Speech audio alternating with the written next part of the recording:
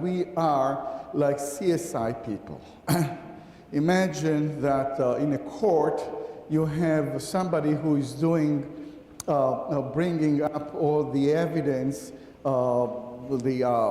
any evidence, written evidence, and somebody, the CSI people, are bringing the smoking gun. All right, so like the person does the text would come up in the court, and suppose they discovered a dead body and a gun next to the dead body and a letter. And the letter says, I committed suicide. So the person who reads the text will come to the court and will say, we have a testimony of the deceased, and he wrote that he is committing suicide, and here is the letter.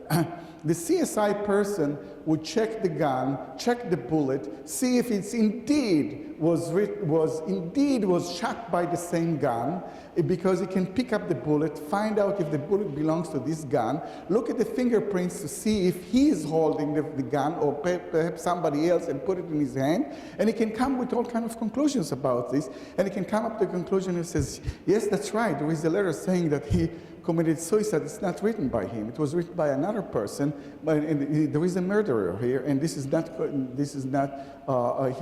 did not commit suicide. So sometimes you can tell a different story just by looking at the CSI, at the physical remains, at the objects that are in the crime scene.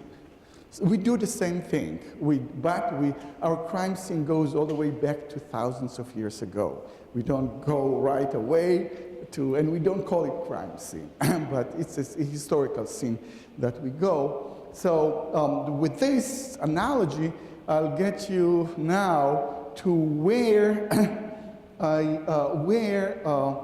how do we got to this point?